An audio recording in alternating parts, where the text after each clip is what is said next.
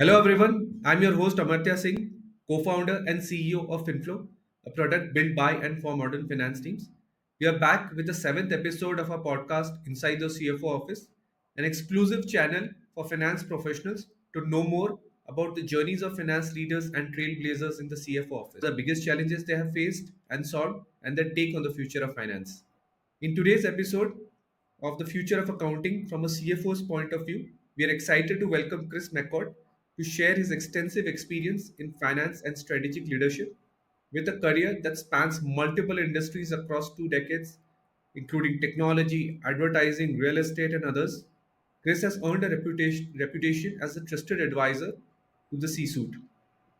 Currently, the Chief Financial Officer at Bergmeyer, Chris has consistently driven operational excellence, financial strategy, and sustainable growth at multiple firms like Digilant, VaultLogix, Locate Plus, and many others.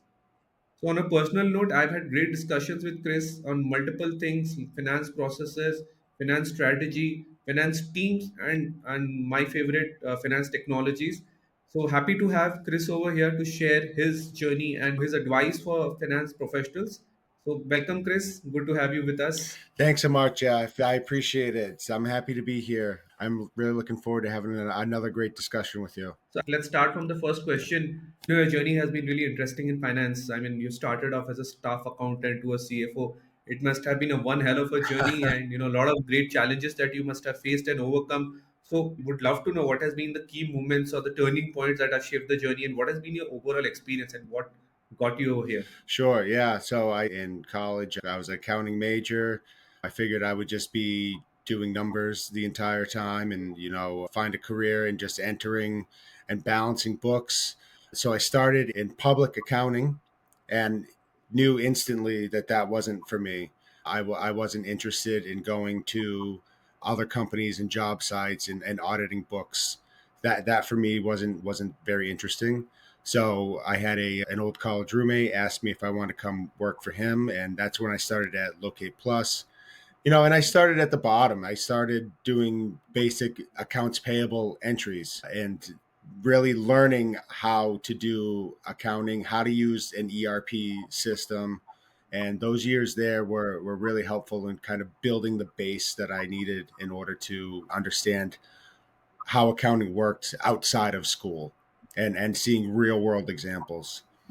So after that, I joined VaultLogix, and I had the first of many mentors along the way. And I think we'll hear today that mentorship is a huge cornerstone in growing your career and then becoming a mentor as well and kind of paying it forward. So I had my first mentor, Tom Spencer, and he was the CFO at VaultLogix and really took me under his wing and said, okay, the accounting stuff. This is how you transform it into thinking in a financial way and thinking at a 30,000 foot level about the business and not just about accounting. So doing that, and then gave me the responsibility of running audits and running a team. And I really grew in that position. And then I went over to Digilant after that. And I had two other great mentors there, David Grania, who was the global CFO in Spain, and Todd Hager, who was the CRO of Digilant. And I had those two great mentors that really, really showed me this is how you act like an executive. This is how you run a meeting. This is how you create a team and build a team and mentor a team. So I had really good mentors from that perspective. And that's where I learned how to step away from being an accountant into a manager, a VP, an executive. And Got going to it. Bergmeyer here has been just an incredible experience over the last 18 months of taking all the things that I've learned over my career and applying them to a team and a company that really needed some leadership. The team really needed organization, right? The finance team needed organization. And in the last 18 months, we've become really trusted advisors to the company. Got it. I think a couple of things really stood out from how you went about the answer. One aspect with regards to the mentors, right? And I believe having mentors, guides you to think in a different way because as you rightly said, thinking in the world of an accounting, like there is a theoretical way of looking at accounting, and there's a practical way of looking at accounting. You might not have multiple answers to multiple questions, and yet at the end of the year, when you're closing the books, you need to get those answers Right. because that's required, right? I think that's very important from a mentorship perspective for you to guide it. And one thing I liked was the 30,000 foot view, or the binocular vision, right? Looking at a strategic view. And I believe as a CFO, I think the strategy and the vision is the most important thing. As a CFO, you need to have a great strategy and vision to guide the team and guide everybody else. So what is your take on the strategy, importance of a strategy and vision as a CFO, and how have you applied it at the firms that you have worked in? Right. So I think it comes down to something very basic.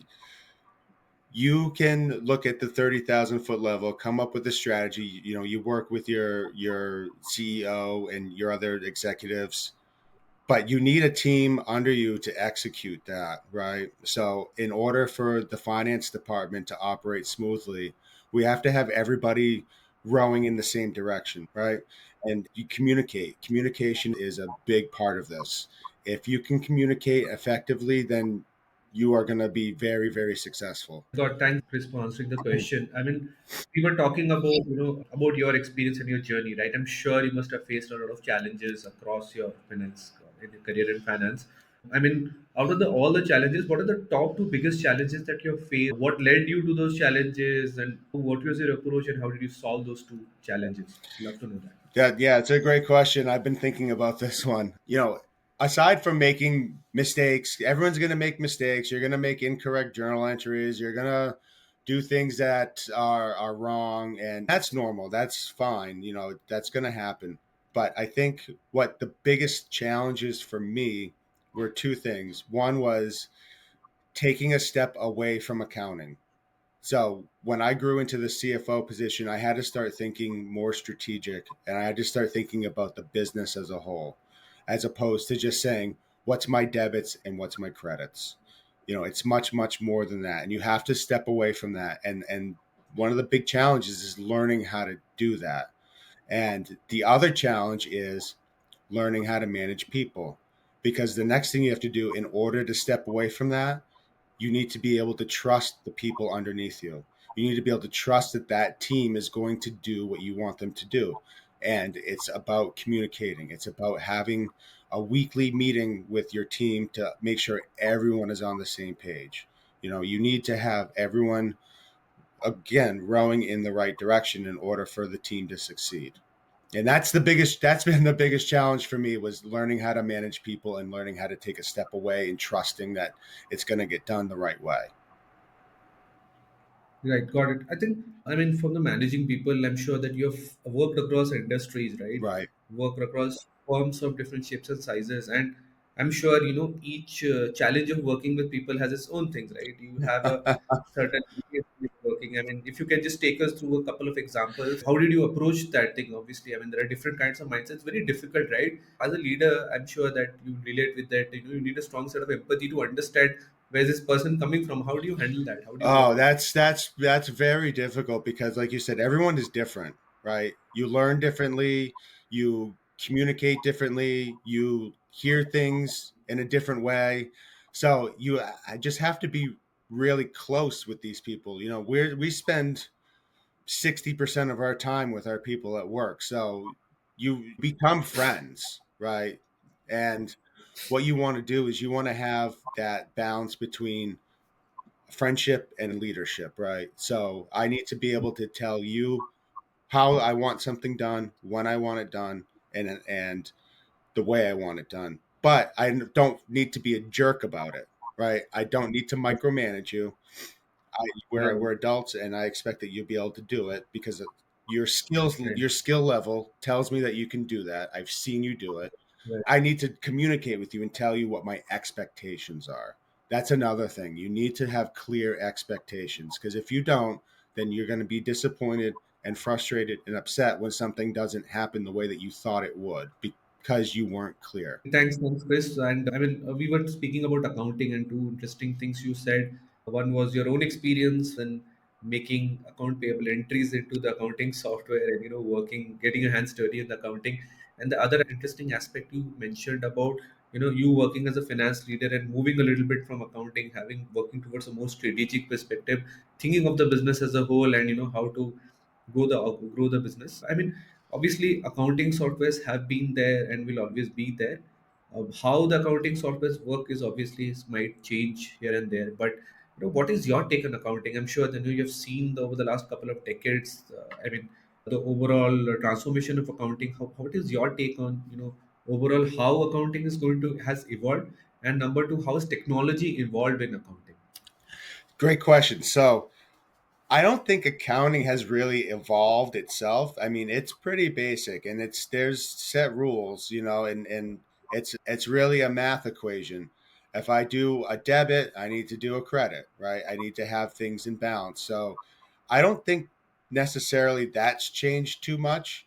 I think what you're seeing is a lot of different things from an audit perspective, and different codes have changed in different ways of classifying things on the balance sheet as opposed to having it on a P&L. I think that has changed, and I think that that will always evolve, and for good or bad it will evolve, and you'll have to learn how to do the new entry and where everything goes. But I think what we're going to see is a lot more change on the ERP side. I think the software side is going to make the biggest impact here as we see AI start coming into the ERP systems. And I know that the software we use now at Bergmeyer called Dell Tech Vantage Point has started adding some AI features in there, and it's going to be fantastic to see where AI goes with ERP systems.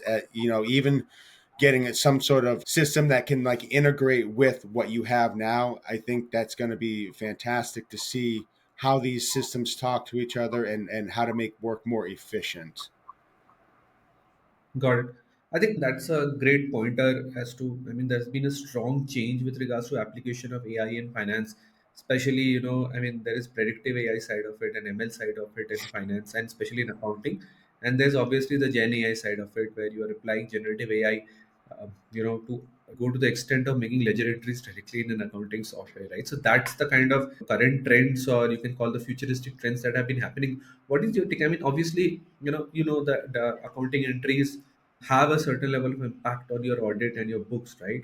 What do you feel are the risks of having generative AI, some a machine, an intelligent machine, actually making the ledger entries? Because at a human Yeah. side, there is a way of seeing whether there's a make or checker rule that you can see what you're doing or not doing, right? But in a Gen AI case, what do you prescribe? Are there risks involved in the accounting piece, or how do you see? Can that those risks be handled, or what is your Yeah, take I on it? think I think there I think the benefits outweigh the risks, and I think we're fortunate in finance and accounting that we have to fit into a certain box, right? Like we can only do what the rules tell us to do. So for building AI and generative AI with around accounting and finance, I don't know how people do it, but I think what they should be able to do is put it into this box and say, here's the parameters that I want you to do X, Y, and Z, and I want you to do it this way. And it should be able to do that pretty easily, since there's rules you have to follow. And I think AI is also going to break rules. So that could be the risk, is that it doesn't follow the rule that you want, or you have that gray area of accounting that we like to talk about, where it's not so much a rule, but it could be you supposed to do it one way, but you can kind of bend the rule slightly. I don't know if AI can do that, because if it's set a court and you're like, these are the boundaries, if you can't go over the boundary, then how can AI push you over that boundary into the gray area of accounting? I think that we're going to have guardrails. Obviously, it's not going to be able to just post something and you never see it. You're going to have to be able to look at it and then approve it, right? So it's almost as if you are going to have another accounting team member. You're going to have somebody on your team currently run it for you, but then they're going to do the entries in the background, and then you're going to have to approve it. I mean, you're really just saying, I have another team member now that can do this much more quickly because it's not a manual process anymore. Right. Got it. And we were also talking about the accounting softwares, right? I mean, obviously there are multiple accounting softwares, like there are accounting softwares at a startup level or a SME level, like QuickBooks, for example. And you go slightly higher, you reach at a Sage or a Zero or an Oracle NetSuite, Oracle Fusion, Microsoft Dynamics, and then you go further up, you reach into the SAP and Infos of the world, right? Across different kinds of ERPs, right? I'm sure you must have also ever worked across firms of different shapes and sizes. How do you see the overall evolution of ER accounting softwares, right? I mean, obviously we were talking about the accounting software. You talked about non-accounting software which you're using, which you mentioned as Deltec, which is being implemented at your company. What is your take on the overall accounting software? Do we need a new accounting software? I mean, do you believe that there is a strong need for a modern AI-driven accounting software which can actually fill in the gaps and create a market for itself in the accounting world? I think we do. I think the ERP accounting software now is antiquated. It doesn't it all kind of looks the same. Obviously it all behaves the same because again, you Right, have certain rules you have to follow. So you have to be able to do debits and credits, and every view on the screen that you enter it in on is different. But why do I have to go to multiple different screens to do different things? Like, why can't I just have one area that's like a dashboard and I can just click on a couple things and then, I can enter it in? I don't know why I right, have to go to multiple different areas and multiple different hubs to get it done. So I think I could envision something like on an ERP that has AI integrated that says you just have a list of things. You can create a list and say, okay, run depreciation. right, I need to run all my entries for the month and then click on a couple of buttons right, and it does it, right? But of course you right, have to go in and set it up in the background. But I think that's the thing that I can envision is that now you just have one screen where you can see all the things that you need and then you can choose to right. run them or not. And I think what we really, really need in an ERP is reporting and data analysis. Accounting generates a lot of data and how do we Yeah, interpret that's right. that data. We can create Right, charts and graphs, but if you don't understand what it means or you can't explain to somebody what it means, I think AI can help in that area too, saying, okay, here's a graph of a revenue trend over the last 18 months. It can AI write me up something that says this is what the analysis says and this is how you can explain it to people that don't have a finance background. right. Yeah, I mean that's a great point, and this is in fact one of my favorite pointers always in the podcast, right? With regards to what you said, right? I mean the applications of AI, completely agreed with you. I'm completely in sync with you because there are so much data points that get generated on a daily basis, weekly, and a monthly, and even on a yearly basis. Such a lot of data points are there, and what I personally believe is that applications of AI ML are immense, not only because data is there, but also because there's a lot of decisions which can be taken in an automated way, data driven way, which brings in the data, right? And overall, the time that you are taking for a decision making becomes much more quicker in terms of how you are deciding that these are the input parameters and these are the outputs. And one more thing that we at Finflow also have been seeing that problem is the noise in the data, right? For any AI and ML model to work on, the data needs to be clean, because if the data has noise in it, it does not throw in the right level of learning or learning paradigms, or the correlations does not come out well. So that I believe is a very important point with regards to having clean data, relatively clean data, because if there's relatively clean data, the noises that are there in the data, or the exceptions that are there in the data, does not affect the decision making engine. So that I believe is very important. So I think the models that we are going to build, and we are building or going to build in the future in the overall finance ecosystem, I think the data is very important. The entire warehousing of the data, the cleanliness of the data is very important. And I believe, I mean, I agree with you. The data is huge. How are we going to make the most of the data is going to make a huge impact on how the processes are going to be automated in finance. Right? But yeah, Absolutely. thanks. Yeah, it Yeah, needs to yeah, be. please. The data needs to be clean, like you said. I mean, it's garbage in, garbage out. So if you don't have Yeah. clean data, then you're not going to be able to make a great decision, right? Or it's going to take you time to figure it out. And we Right. don't have a lot of time. I mean, we're in today's world, you have to make quick decisions, and you have to make Right. accurate decisions. And if you don't have a clean data source, it's hard to make a quick, accurate decision. Right. And it's not about like the right or the wrong decision. It's I can't make a decision because I don't know. I don't trust the data now. And Right. that's why you need the clean version of the data. And I think that, with AI, maybe someone out there can figure out how to run it and say, okay, what are the flaws in this data set? Is there an anomaly in here? Is there something that doesn't make sense where I don't have to spend Right. man hours to do it? Right. Agreed. Agreed. And I think, I mean, moving on from the AI side and AI and accounting side, would love to know a little bit more about your CFO experience. You have been CFO at a couple of great organizations, Bergmeyer and Digilant. Would love to know, I mean, breaking down your experience at Digilant and your experience in Bergmeyer, how did it shape up your role at Bergmeyer? And, how do you see your own trajectory in terms of as a finance leader?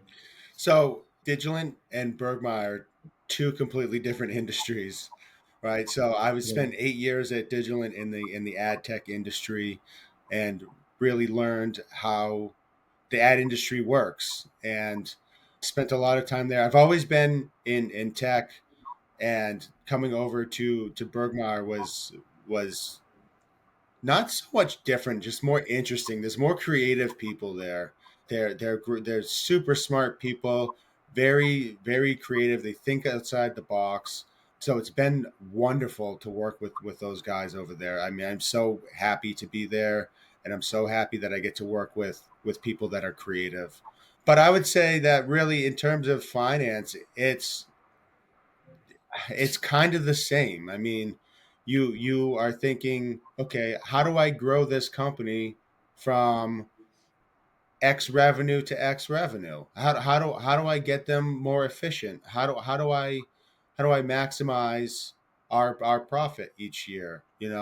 And I learned quickly at Digilant that you can't cut your way to success. The only way to grow is to actually grow your top line, and you grow your employee base. And in order to do that, you have to have a good product, you have to have good services, and you have to have a good sales team.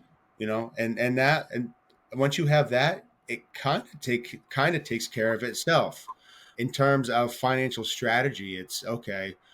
Do I have to spend X amount of dollars in order to get 10% more revenue? Okay, does that make financial sense? And okay, it does. Okay, so how do we get there? And it's not all on you either. You work with your team, you work with your management team in order to go to the same place. And then bringing a lot of things I learned from Digilant over to Bergmeyer has been fantastic, because like I said, everyone at Bergmeyer is such smart people. They're so eager to learn more, and they want to grow our business. And we are working on initiatives this year to grow in the next 5 years, and we've set a strategic plan. We spent an entire year working on it, and we're getting ready to publish it. And it's just an amazing set of people that have worked on this, and an amazing document that is going to be like a living document. That's the other thing. Like, once you set a strategy, it might change in 6 months, you know, because you Right. start going down a path and you say, okay, that didn't work. Okay, let's back up and try Right. again. So you Right. constantly have to look towards to this thing as a guide to say, okay, where are we in the journey? Where are we in the next step? Right. So it's got multiple different things in it, and it's not so much dollars and cents. It's more of a philosophy. And Right. taking what I've learned across being a CFO for the last 10 years has been that it's okay, how do I implement this philosophy and inspire people to help us along the way. Got it. So I think a couple of things stood out from what you said, right? One point about seeing that, the aspect of working with teams, right? For example, one thing I've seen in successful leaders, is this thing that when you're working across industries, a habit or there is a general inclination of somebody to not go beyond the comfort zone, right?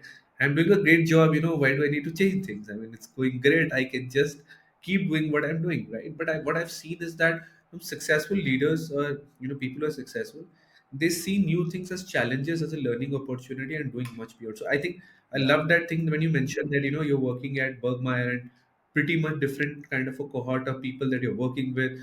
And it's the fact that you're working with creative people, it's the fact that you're working with a different set of people. You saw it as a challenge, you saw it as an exciting opportunity, because it can unlock your own learning, unlock multiple things in your own work experience. And I mean, that's a very important thing, because as finance leaders, it's very important to have multitude of experiences. Because and that's also brings me to the other aspect, right? Typically from a finance perspective, right, uh, from a finance leader perspective, everybody talks about numbers, right? But what's important, as you rightly captured, is that beyond a particular level, right, when you get up to a specific finance leader as a CFO, it's not only about the numbers. Numbers will always stay, right? But it's a lot about the philosophy, because the philosophy is what inspires the team, your own team, as you also mentioned in a previous topic, that it's important to not only talk, speak with your colleagues on the C-suite or with the CEO, but also with the, with your own team. So that kind of philosophy needs to be driven externally and internally, and I'm really happy and excited to see that coming over, right? Over the last 3, 4 years, 4, 5 years, I'm sure you must have been doing over the last, I mean, over the decade or so. But I've seen this exciting thing where finance leaders have become the visionaries in organization, and that's a big deal, because before it was all implementation, now it's all strategy. A CEO, now what we are seeing over a point of time, as CEOs are successful if the CFOs are really great partners with them, because that creates a lot of value. So loved your answer, with regards to having that philosophy in an organization. It's not only about numbers, it's a lot more than that. So love that answer that you shared with Right. us. Yeah, you said something interesting. The CFO really is a strategic partner to the CEO. You know, it's I think of myself as a partner with our CEO, Rachel Zemsbury. She's fantastic. She's super smart, but I'm there to help support her, right? We work together a lot and to take the initiatives that we come up with and bring it back to my team and help them to be inspired to want to do our initiatives, right? But Right, I need right, to be a partner to her to bring it back to my team to get my team inspired, right? And she trusts me to do right, that. And that's part of the strategy as well is okay, right, I have this idea, how do I implement it? Well, I can't do it on my right, own. I need to have a full team buy-in. I need everyone to feel right, like they are part of helping, and how do you do right, that? It's back to communication and communication style and people hearing different things and learning different ways. Some people right, don't want to, some people want to be a doer and they want to be a part of it. And some people just say, okay, just tell me what I need to do, you know, right, but you want to make sure that everyone understands and wants to be a part of it, and right, that will help you be successful. So, that right, trust to come back to my team and say, okay, this is what we're going to do, guys. Is there anything that you want to talk to me about? Is there any suggestions that you have to improve this idea? Right. So it's getting them to co right. author it with you. Got it. Great. So, Chris, I think, I mean, we have had great discussions on, on your own journey and on your experience as a CFO, on the entire perspective of accounting. That's a very super interesting topic, how the accounting world has evolved. What is the role of accounting software, the role of AI in accounting? We've talked on great, exciting topics. We come to the last question, and I mean, this is more for our viewers. What is typically the top 2, 3 things that you'll advise, finance professionals who want to grow to become a finance leader? What are the 2, 3 things that you will recommend them? Well, I think I could probably say 100 things, but I think the top ones are don't be afraid to fail because when you fail, you learn how to succeed. You make a mistake and you learn from it. Really learn from the mistakes. I mean, I've made hundreds and hundreds of mistakes, big and little. And don't be afraid to make a mistake. Make a decision and do it. And you're going to learn a lot about yourself, and you'll also learn a lot about if who your manager is when it comes to that. Are they going to be a mentor to you Mhm. or are they not? You know, and also treat people the way that you want to be treated. If you don't want to be micromanaged, don't micromanage. but you have to learn how to let go a little bit, and you need to learn that in order to let go, you need to really mentor and coach your people. It's really about mentoring and coaching. You have to do that stuff because you can't do it on your own. You're only as successful as your team.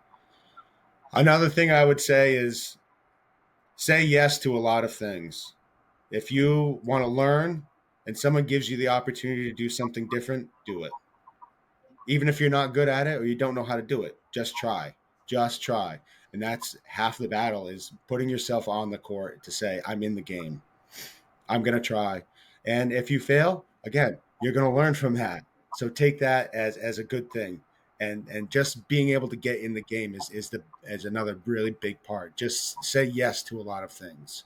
Say yes to going to a meeting that you think is boring, because the more time that you get in those meetings, the more you're going to learn, and the more people are going to actually see you and trust you.